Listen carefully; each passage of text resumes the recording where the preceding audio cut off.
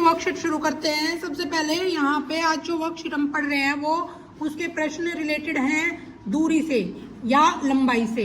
लंबाई और दूरी में क्या समानता है कि लंबाई जो होती है वो कई प्रकार की होती है, छोटी, बड़ी और बहुत बड़ी, लेकिन दूरी जो है वो बहुत बड़ी होती है। तो ये समानता है कि जो बहुत बड़ी लंबाई होती है ना उसको हम दूरी भी बोलते हैं, ठीक है। तो और दूसरी समानता ये है कि जो बहुत बड़ी लंबाई होती है उसको दूरी बोलते हैं, और दूरी और बहुत बड़ी लंबाई दोनों को ही हम किलोमीटर में मापते हैं। तो जो दूरी होती है या लंबाई होती है उसको मापने की जो मानक हमारे पास मात्रक होता है वो होता है मीटर। जब छोटी लंबाइयों को मापना हो हमें तो सेंटीमीटर, और बड़ी लंबाइयों को मापना हो यानी कि बहुत बड़ी जो लंबाइयां हैं तो उनको दूरी बोलेंगे, और उनको मापने के लिए किलोमीटर का इस्तेमाल करेंगे, ठीक है। तो इस पे आधारित प्रश्न है, जैसे कि सबसे पहले मैं आपको एक बार समझा देती हूँ कि सेंटीमीटर में किन चीजों को मापते हैं, मीटर में किन चीजों को मापते हैं और किलोमीटर में किन चीजों को मापते हैं, ठीक है। सबसे पहले सेंटीमीटर की अगर बात करें तो ये पेंसिल जो है इसको हम सेंटीमीटर में माप सकते हैं। ये जो बॉक्स है इसको हम सेंटीमीटर में माप सकते हैं। आप अपने पैर को सेंटीमीटर में माप सकते हो, आप अपनी खुद की लंबाई को भी सेंटीमीटर में माप सकते हो, ठीक है। हमारा ब्लैक बोर्ड जो है वो सेंटीमीटर में मापा जा सकता है। ये पेपर की लंबाई सेंटीमीटर में मापी जा सकती है। ये मेज की लंबाई सेंटीमीटर में मापी जा सकती है। ये स्टेपलर की लंबाई सेंटीमीटर में मापी जा सकती है। ये फोन की लंबाई सेंटीमीटर में मापी जा सकती है। आपके हाथ की लंबाई सेंटीमीटर में मापी जा सकती है। उसके बाद हम आगे बढ़ते हैं मीटर पे। तो अपने जो आपका घर है उसकी लंबाई को या ऊंचाई को हम मीटर में माप सकते हैं। आप अपनी क्लास की लंबाई को मीटर में माप सकते हो। आप कपड़े की लंबाई को मीटर में माप सकते हो।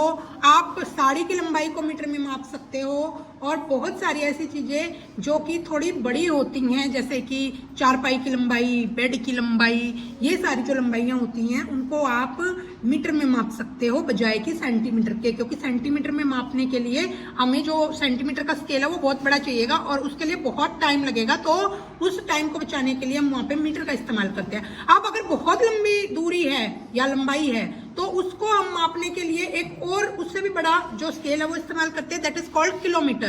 और उसका इस्तेमाल हम इसलिए करते हैं कि सेम कि वहां पे हमारा टाइम बचे, क्योंकि हम किसी चीज को अगर सेंटीमीटर में और मीटर में मापे और वो बहुत लंबा है तो बहुत टाइम लग जाएगा, तो इसलिए हम वहां पे इस्तेमाल करते हैं किलोमीटर का।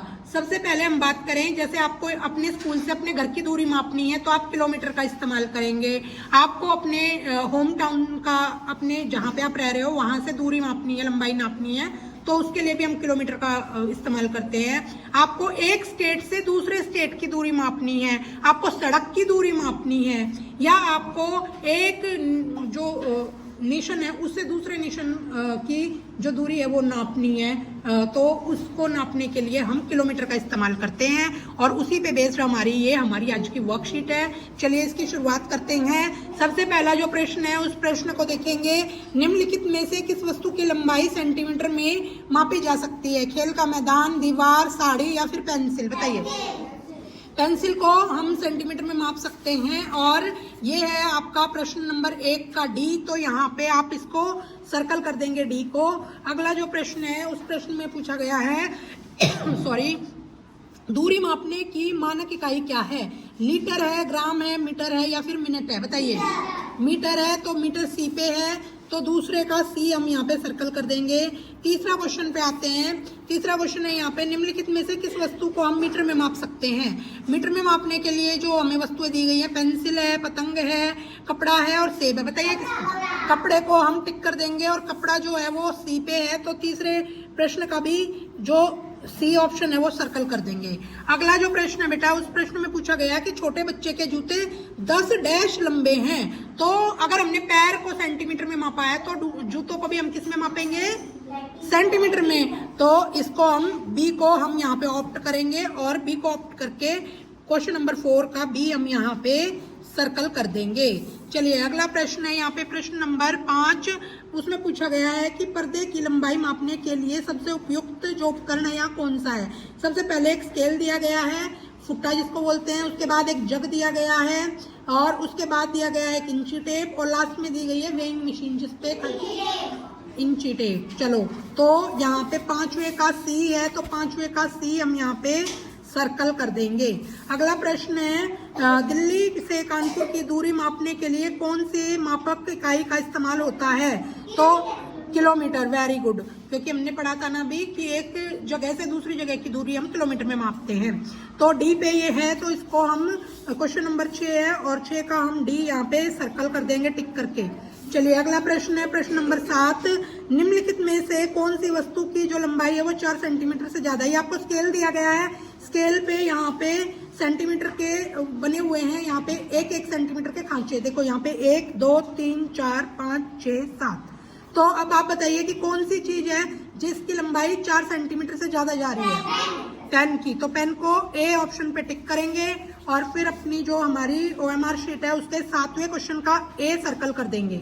चलिए अगला प्रश्न हम इसमें से पढ़ते हैं। अगला प्रश्न है बेटा कि दिए गए चित्र में किस आकृति की लंबाई सबसे कम है? बताइए कौन सा है जो जिसकी लंबाई सबसे कम है? यहाँ पे सर्कल। सर्कल की त्रिज्या की लंबाई सबसे कम होगी, ठीक है। सर्कल की कभी भी लंबाई ना हम ऐसे नहीं मापते कि पूरा सर्कल मापेंगे, उसकी त्रिज्या की होती है लंबाई या फिर व्यास की लंबाई होती है, तो वो हमें यहाँ पे सबसे कम दिख रही है। तो सर्कल को हम हिंदी में वृत्त बोलेंगे और ए ऑप्शन को टिक करके, और ये आपका जो क्वेश्चन नंबर 8 है उसका ए ऑप्शन हम यहाँ पे भी सर्कल कर देंगे। चलिए अगला प्रश्न हम बढ़ते हैं। अगले प्रश्न में पूछा गया हमसे प्रश्न नंबर 9 में निम्नलिखित में से किस वस्तु की लंबाई को मीटर में मापेंगे? पुस्तक को, कॉपी को, पेन को या दरवाजे को? दरवाजे को। डी पे हम टिक करेंगे और फिर 9th का डी हम यहाँ पे सर्कल भी कर देंगे ताकि हमें पूरे मार्क्स यहाँ पे मिल सके, ठीक है। चलिए अगला जो प्रश्न है उसके लिए पहले हम इस चित्र को समझने की कोशिश करते हैं। यहाँ पे सुमन का घर है, सुमन के घर से 1 किलोमीटर दूर डाक घर है और डाक घर से 4 किलोमीटर दूर है बाजार। दूसरी रास्ते से अगर हम देखें तो सुमन के घर से 1 किलोमीटर दूर अस्पताल है और अस्पताल से 4 किलोमीटर दूर फिर से बाजार है। तो अभी यहाँ पे प्रश्न पूछा गया है कि सुमन के घर से बाजार कितनी दूरी पे है? तो 5 किलोमीटर, 3 किलोमीटर, 4 किलोमीटर या 1 किलोमीटर बताइए। 5 किलोमीटर। अब कोई बताएगा कि 5 किलोमीटर कैसे आया?